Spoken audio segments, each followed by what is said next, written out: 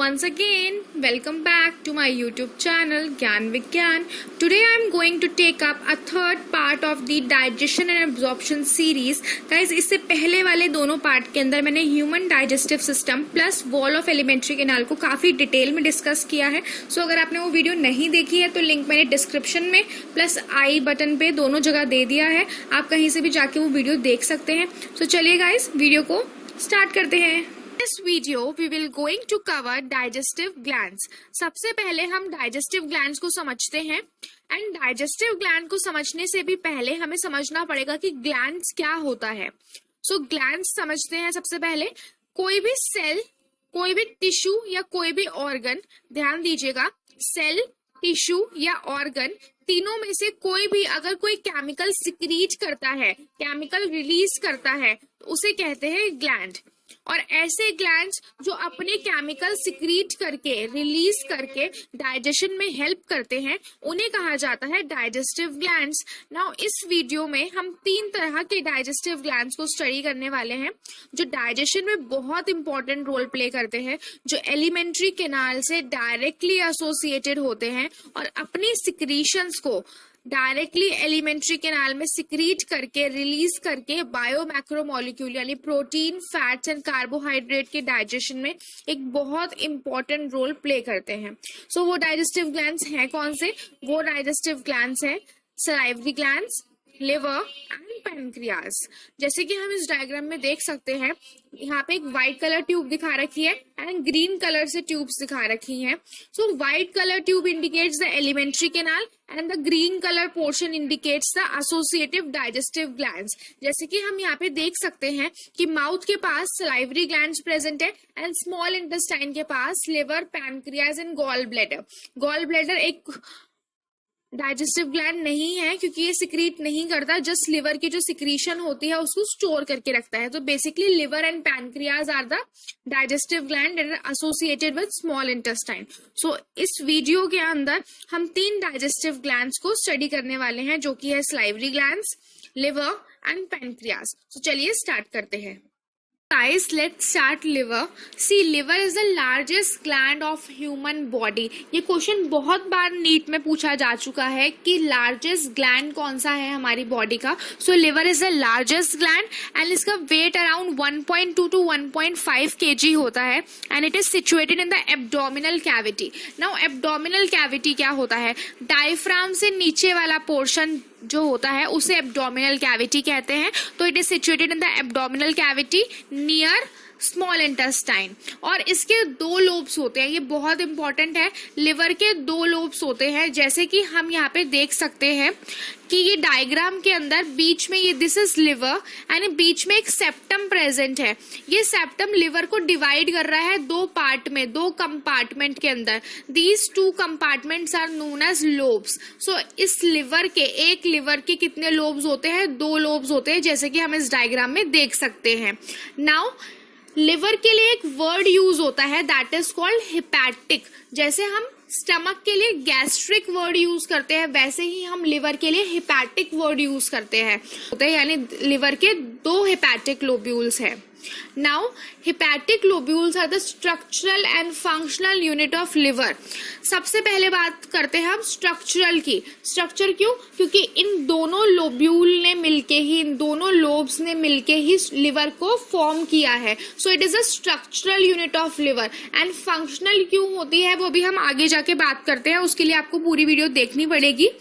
Now each lobule, इन दोनों lobule की बात हो रही है कि ये दोनों लोब्यूल कवर होते हैं एक थिन कनेक्टिव टिश्यू से, एक थिन कनेक्टिव टिश्यू की लेयर से, शीट से, जिसे कहा जाता है ग्लिसन्स कैप्सूल. तो अगर आपसे पूछे ग्लिसन्स कैप्सूल क्या है, तो ग्लिसन कैप्सूल एक शीट है किसकी?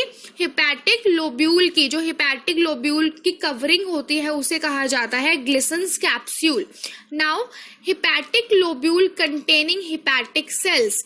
इन हिपैटिक लोब्यूल, अब हमने बाहर की बात तो कर ली कि बाहर इसके ऊपर एक कवर प्रेजेंट होता है जिसको ग्लिसन्स कैप्सूल कहते हैं. नाउ अब अंदर की बात करते हैं कि एनाटॉमी में क्या होता है लिवर के लोब्यूल्स में. So hepatic lobules contain hepatic cells. Liver के सेल्स प्रेजेंट होते हैं जिन्हें हिपैटिक सेल बोला जाता है. ये अरेंज होते हैं कॉर्ड्स में. कॉर्ड्स का मतलब क्या है, लाइन बाय लाइन, एक लाइन में अरेंज होते हैं हेपेटिक सेल्स, एंड ये हेपेटिक सेल्स रिलीज करते हैं बाइल को। नाउ बाइल क्या है, बाइल लिवर की सिक्रीशन है, एंड इसी वजह से हम लिवर को ग्लैंड कह रहे हैं, क्योंकि हम ग्लैंड किसको कह रहे थे, जो कुछ ना कुछ केमिकल सिक्रीशन करता है, तो लिवर यहाँ पे बाइल सिक्रीट करता है, इसलिए हमने लिवर को ग्लैंड कहा है। नाउ ये बाइल का काम क्या होता है, बाइल का काम होता है फैट्स का डाइजेशन करना, फैट्स को स्मॉलर पार्ट्स के अंदर तोड़ना ताकि वो एब्जॉर्ब हो सके। सो ये बाइल का फंक्शन होता है, एंड यहाँ पे एक फंक्शन परफॉर्म हो रहा है, और ये फंक्शन किसकी वजह से परफॉर्म हो रहा है, हेपेटिक सेल्स की वजह से, क्योंकि हेपेटिक सेल ने ही बेसिकली बाइल रिलीज किया है, और वो हेपेटिक सेल कहाँ प्रेजेंट है, हेपेटिक लोब्यूल में। इसी वजह से हम हेपेटिक लोब्यूल को स्ट्रक्चरल यूनिट ऑफ लिवर कहते हैं and functional unit of liver कहते हैं। स्ट्रक्चरल यूनिट क्यों, क्योंकि ये दोनों लोब्यूल्स, दोनों लोब मिलके लिवर को कंस्ट्रक्ट कर रहे हैं, लिवर का स्ट्रक्चर फॉर्म कर रहे हैं, इसलिए इसको स्ट्रक्चरल यूनिट कहा। एंड फंक्शनल यूनिट इसलिए कहा बिकॉज हेपेटिक लोब्यूल में प्रेजेंट है हेपेटिक सेल्स, एंड ये हेपेटिक सेल्स बाइल रिलीज कर रहे हैं, और उस बाइल की वजह से फंक्शन परफॉर्म हो रहा है। वो फंक्शन क्या है, डाइजेशन ऑफ फैट का। सो आई होप ये आपको क्लियर हो गया होगा कि हेपेटिक लोब्यूल को structural and functional unit of liver क्यों कहा जाता है। नाउ आगे बढ़ते हैं। यहाँ पे इस डायग्राम में हम देख सकते हैं कि यहाँ पे लिवर प्रेजेंट है, लिवर में हेपेटिक लोब्यूल बाइल रिलीज कर रहे हैं यहाँ पे, एंड यहाँ पे हमें लिवर से एसोसिएटेड कुछ ट्यूब लाइक स्ट्रक्चर्स दिख रहे हैं जिन्हें हम डक्ट कहते हैं। These tube like structures are known as duct. ये लिवर से एसोसिएटेड है, इसलिए इनको हम हेपेटिक डक्ट कहते हैं, क्योंकि हमने पहले भी बात की है the hepatic term is related with liver. तो जो डक्ट लिवर से आ रही है उसे कहा जाएंगे हेपेटिक डक्ट। एंड ये हेपेटिक डक्ट क्या करती हैं, लिवर से बाइल को लेती है और कहाँ ट्रांसपोर्ट करती है, उसको गॉल ब्लैडर के पास। अब यहाँ पे हमें एक ये thin sac like muscular structure दिख रहा है, this structure is known as gall bladder. Now gall bladder simply एक ऑर्गन है, इसे हम ग्लैंड नहीं कह सकते क्योंकि इसकी अपनी खुद की कोई केमिकल सिक्रीशन नहीं है, ये कुछ भी सिक्रीट नहीं करता। इसका काम जस्ट स्टोर करने का है। किसको स्टोर करने का, जो लिवर से बाइल आ रहा है उसको स्टोर करने का। So basically gall bladder is the storing organ जो बाइल को स्टोर करता है।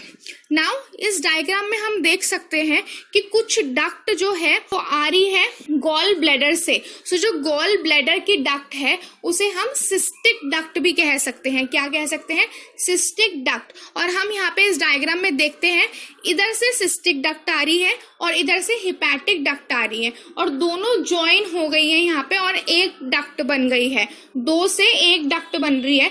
दिस कॉमन डक्ट जो गॉल ब्लैडर से बन रही है और हेपेटिक डक्ट से बन रही है, इसे कहा जाएगा common bile duct. Common bile duct कहते हैं इसे। और आगे देखते हैं कि कॉमन बाइल डक्ट और आगे जा रही है, कंटिन्यू हो रही है, और ये कहाँ पहुंचे, U shaped structure. U shaped structure that is called as duodenum. ये पार्ट है स्मॉल इंटेस्टाइन का, यहाँ पे पहुंच रही है ये। और यहाँ से हम देख सकते हैं इस डिओड्रम से अटैच एक और ऑर्गन नजर आ रहा है हमें, एक और ग्लैंड नजर आ रहा है जिसे कहते हैं पैनक्रियास। एंड इस डायग्राम में हम देख सकते हैं कि इस पैनक्रियास से एक डक्ट आ रही है। सो यहाँ पे हमें दिख रहा है कि पैनक्रियास से जो डक्ट आ रही है वो कॉमन बाइल डक्ट से जुड़ रही है, और यहाँ पे एक जब दोनों का कॉम्बिनेशन हो जाएगा, जब पैनक्रियाटिक डक्ट और कॉमन बाइल डक्ट जुड़ जाएंगी तो उसको एक नया नाम दिया गया है, उसे कहेंगे हम कॉमन हिपैटो पैनक्रियाटिक डक्ट। क्या कहेंगे उसे, common hepato pancreatic duct. Hepato क्यों, क्योंकि लिवर से आ रही थी। पैनक्रियाटिक क्यों, क्योंकि पैनक्रियास से आ रही है। तो जो कॉमन बाइल डक्ट है जो ऊपर से आ रही थी प्लस पैनक्रियाटिक डक्ट के कॉम्बो को बोलेंगे हम common hepato pancreatic duct. And यहाँ पे एक स्फिंक्टर प्रेजेंट होता है। इस ओपनिंग पे यहाँ पे एक स्फिंक्टर प्रेजेंट होता है। हमने पहले वाली वीडियोस में भी बात की है कि स्फिंक्टर इज इक्वल्स टू दरवाजा। स्फिंक्टर एक गेट की तरह काम करता है जो बेसिकली रेगुलेट करता है कि कितना फूड जाएगा, कितना सिक्रीशन जाएगा, और वो तभी पॉसिबल है जब वो ये स्फिंक्टर ओपन होगा, ठीक है। और इस स्फिंक्टर का नाम होता है स्फिंक्टर ऑफ ओडाई। क्या कहते हैं इसको? स्फिंक्टर ऑफ ओडाई कहते हैं। और ये प्रेजेंट होता है हमारा डिओडेनम और पेनक्रियास के बीच में, जहाँ पे ये common hepato pancreatic duct present है। इस जगह पे स्फिंक्टर ऑफ ओडाई प्रेजेंट होता है। So this is all about liver. Now next gland की तरफ मूव करते हैं। Let's talk about our new digestive gland, that is pancreas. Guys, pancreas एक कंपाउंड और मिक्स ग्लैंड होता है। अब कंपाउंड और मिक्स से क्या मतलब है यहाँ पे, तो सबसे पहले इसको समझते हैं। सी, ग्लैंड्स जो होते हैं वो दो तरीके के होते हैं। एक होते हैं एक्सोक्राइन ग्लैंड, एक होता है endocrine gland. And in glands के टाइप को हमने किस बेसिस पे डिवाइड किया है? देखो, सिक्रीशन के बेसिस पे कि जो ग्लैंड्स है वो किस तरह से अपनी सिक्रीशन को रिलीज करते हैं। वो डक्ट के थ्रू रिलीज करते हैं या वो डायरेक्टली ब्लड में रिलीज करते हैं। तो उनका तरीका क्या है अपनी सिक्रीशन को रिलीज करने का, उसके बेसिस पे हमने ग्लैंड को दो भाग में डिवाइड किया है। First one is exocrine and the other one is endocrine. See, exocrine gland वो ग्लैंड होते हैं जो डायरेक्टली अपनी सिक्रीशन डक्ट के थ्रू रिलीज करते हैं, जैसे ट्यूब लाइक स्ट्रक्चर्स के थ्रू रिलीज करते हैं। जैसे हमने ऊपर देखा था कि जो लिवर था, लिवर जो अपनी सिक्रीशन रिलीज कर रहा था वो डक्ट के थ्रू कर रहा था, उसके साथ ट्यूब लाइक स्ट्रक्चर्स एसोसिएटेड थे जिसके थ्रू एक ऑर्गन से दूसरे ऑर्गन तक उसकी सिक्रीशन जा पा रही थी। So such type of gland who secrete secretion through duct are known as exocrine gland. Whereas endocrine gland कौन से होते हैं? वो ग्लैंड जो डायरेक्टली अपनी सिक्रीशन ब्लड में रिलीज करते हैं, क्योंकि ब्लड तो सब ऑर्गन से एसोसिएटेड होता है क्योंकि कनेक्टिव टिश्यू है। सो ब्लड हमारी पूरी बॉडी में फ्लो होता है, तो डायरेक्टली ब्लड में जो अपनी सिक्रीशन सिक्रीट करते हैं उन ग्लैंड्स को बोलते हैं एंडोक्राइन ग्लैंड। तो दिस इज क्लियर कि ग्लैंड दो तरीके के होते हैं, एक्सोक्राइन और एंडोक्राइन। नाउ अब आते हैं पैनक्रियास पे। पैनक्रियास एक कंपाउंड और मिक्स्ड ग्लैंड है। मिक्स्ड मतलब दोनों का कॉम्बिनेशन, मतलब पैनक्रियास एक्सोक्राइन की तरह भी काम कर सकता है और एंडोक्राइन की तरह भी काम कर सकता है। जैसे कि हमने पहले डिस्कस किया था कि जो पैनक्रियास से भी एक डक्ट प्रेजेंट होती है, डक्ट एसोसिएटेड होती है, तो पैनक्रियास एक एक्सोक्राइन ग्लैंड भी है जो डक्ट के थ्रू अपनी सिक्रीशन कर रहा है। साथ साथ पैनक्रियास अपनी सिक्रीशन डायरेक्टली ब्लड में भी सिक्रीट करता है। सो पैनक्रियास एक कंपाउंड ग्लैंड है, एक मिक्स ग्लैंड है जो दोनों तरीके से बिहेव करता है। नाउ जो पैनक्रियास का एक्सोक्राइन पोर्शन है जो डक्ट में रिलीज करेगा, वो पैनक्रियाटिक जूसेस रिलीज करता है। उन पैनक्रियाटिक जूसेस के अंदर एंजाइम प्रेजेंट होते हैं और वो एंजाइम क्या करते हैं? डाइजेशन में हेल्प करते हैं बायो मैक्रोमोलिक्यूल्स के। एंड जो एंडोक्राइन पोर्शन होता है, ऐसा पोर्शन पैनक्रियास का जो ब्लड में डायरेक्टली सिक्रीट करता है अपनी सिक्रीशन, सो उनको कहा जाता है हार्मोन्स। सो पैनक्रियास दो हार्मोन्स रिलीज करता है, पहला इंसुलिन, दूसरा ग्लूकागन। अब इन दोनों का काम क्या है? ग्लूकागन ब्लड में शुगर लेवल को इंक्रीज करता है, जबकि इंसुलिन उस शुगर लेवल को मेंटेन करता है। तो ऐसा क्यों होता है? क्योंकि अगर पैनक्रियास सिर्फ और सिर्फ ग्लूकागन रिलीज करता रहेगा तो ब्लड में शुगर का लेवल बहुत ज्यादा हो जाएगा, जिसकी वजह से और सारे ऑर्गन पे भी अफेक्ट पड़ेगा और हमें डायबिटीज होने का खतरा भी रहता है। सो उसको कंट्रोल में रखने के लिए, हर चीज की जो अति होती है वो खराब होती है, तो उसको कंट्रोल में रखने के लिए एंडोक्राइन पोर्शन पैनक्रियास का एक और हार्मोन सिक्रीट करता है जिसे कहते हैं इंसुलिन। वो इंसुलिन उस ग्लूकागन की सिक्रीशन को कंट्रोल में रखता है ताकि बैलेंस मेंटेन रह सके। इसी वजह से दोनों हार्मोन रिलीज होते हैं। करने वाले हैं सलाइवरी ग्लैंड्स को। See, salivary glands are situated outside the buccal cavity. Buccal cavity जिसे हम ओरल कैविटी भी कहते हैं, उसके बाहर प्रेजेंट होते हैं ये सलाइवरी ग्लैंड्स, एंड इनको हम ग्लैंड्स कह रहे हैं।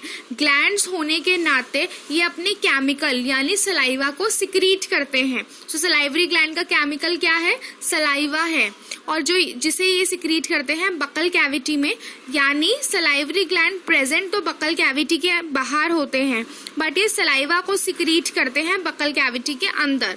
और क्यों सलाइवा सिक्रीट करते हैं, इसका कुछ पर्पस होता होगा, क्योंकि जब भी हम इंजेक्शन करते हैं, जब भी हम इनटेक ऑफ फूड करते हैं, जब भी हम फूड को माउथ में लेते हैं तो वहां पर कार्बोहाइड्रेट की डाइजेशन स्टार्ट हो जाती है। और उस वो डाइजेशन क्यों पॉसिबल है सलाइवा की वजह से, क्योंकि सलाइवा के अंदर एक सलाइवरी अमाइलेज नाम का एंजाइम प्रेजेंट होता है जो कार्बोहाइड्रेट के डाइजेशन में कार्बोहाइड्रेट को तोड़कर उसको सिंपलर फॉर्म में कन्वर्ट करने का काम करता है। So this is the function of saliva कि सलाइवा कार्बोहाइड्रेट के डाइजेशन में इन्वॉल्व होता है क्योंकि उसके अंदर सलाइवरी अमाइलेज नाम का एंजाइम प्रेजेंट होता है। Now let's talk about salivary gland. Guys, salivary gland 3 तरह के होते हैं। First one is parotid gland, second is सब मैंडिबुलर या सब मैक्सिलरी, ये दोनों एक ही नाम है, and third one is sublingual. सबसे पहले हम पैरोटिड ग्लैंड को स्टडी करने वाले हैं। So parotid gland is the largest salivary gland. ये बात याद रखने की जरूरत है कि इन तीनों ग्लैंड में से जो सबसे लार्जेस्ट ग्लैंड है सलाइवरी ग्लैंड वो है parotid gland. And parotid gland present होता है चीक्स के पास, हमारे गालों के पास प्रेजेंट होता है। जैसे कि हम यहाँ पे इस डायग्राम में देख सकते हैं that these are the parotid gland जो चीक के पास नियर ईयर जो है प्रेजेंट होते हैं। And this gland produces 20% of saliva. यहाँ पे भी ध्यान देने की जरूरत है कि जो तीनों ग्लैंड से जो टोटल कंट्रीब्यूशन 100% का आएगा उसमें से जस्ट 20% कंट्रीब्यूशन कौन कर रहा है, पैरोटिड ग्लैंड कर रहे हैं। Now come to the second type of salivary gland that is submandibular और सब मैक्सिलरी ग्लैंड। सी, इसको याद करने का तरीका क्या है, mandibular, mandibular means lower jaw और मैक्सिलरी मतलब अपर जॉ। सो मैंडिबुलर वर्ड लिया गया है लोअर जॉ से रिलेटेड एंड मैक्सिलरी वर्ड लिया गया है अपर जॉ से रिलेटेड। सो बेसिकली जो लोअर जॉ के नीचे प्रेजेंट होगा, अपर जॉ और लोअर जॉ दोनों के नीचे ही बेसिकली, बट हम यहाँ पे इस टर्म की बात कर रहे हैं लोअर जॉ के टर्म्स में। सो जो सलाइवरी ग्लैंड लोअर जॉ के नीचे प्रेजेंट है उसे कहा जाएगा सब मैंडिबुलर या सब मैक्सिलरी। जैसे कि हम यहाँ पे इस डायग्राम में देख सकते हैं कि ये लोअर जॉ के नीचे प्रेजेंट होता है and this gland produces 75% of saliva. ये बात ध्यान देने की जरूरत है कि एक मीडियम साइज होने के बावजूद भी इसका जो कंट्रीब्यूशन है वो सबसे ज्यादा है, ये सबसे ज्यादा कंट्रीब्यूशन करता है 75% सलाइवा सिक्रीट करके। Now come to the third type of salivary gland that is sublingual salivary gland. Sublingual, sub मतलब नीचे, लिंगुअल मीन्स टंग के नीचे, lingual is a term that is related to tongue. So ऐसा salivary gland जो टंग के नीचे present होता है उसे कहा जाता है sublingual gland. So this gland is present below the tongue. जैसे कि हम इस डायग्राम में देख सकते हैं कि ये टंग के नीचे प्रेजेंट है। ये सबसे छोटा सलाइवरी ग्लैंड है। जैसे कि इस डायग्राम में हमें दिख रहा है पैरोटिड ग्लैंड सबसे बड़ा सलाइवरी ग्लैंड है, चीक के पास प्रेजेंट है। मीडियम साइज सब मैंडिबुलर और सब मैक्सिलरी है जो लोअर जॉ के नीचे प्रेजेंट है। एंड सबसे छोटा इन तीनों के कंपैरिजन में सबलिंगुअल है जो बिलो द टंग प्रेजेंट है। एंड सबसे छोटा होने की वजह से इसका कंट्रीब्यूशन भी सबसे कम होता है। This gland produces only 5% of saliva, सिर्फ और सिर्फ 5% सलाइवा सिक्रीट करता है। और ये जो इन तीनों ग्लैंड की वजह से जो सलाइवा सिक्रीट होगा वो outside the buccal cavity present है ये सारे ग्लैंड्स। एंड सिक्रीट कहाँ करते हैं सलाइवा, बकल कैविटी के अंदर, ताकि कार्बोहाइड्रेट का डाइजेशन हो पाए, कार्बोहाइड्रेट सिंपल फॉर्म में कन्वर्ट हो सके। सो this is all about salivary glands. So guys, अगर आपको ये वीडियो पसंद आई है तो प्लीज वीडियो को लाइक कीजिए, अपने फ्रेंड्स के साथ शेयर कीजिए एंड सब्सक्राइब कीजिए ज्ञान विज्ञान को for more such knowledgeable videos. And please press the bell icon to never miss an update. See you in my next video guys.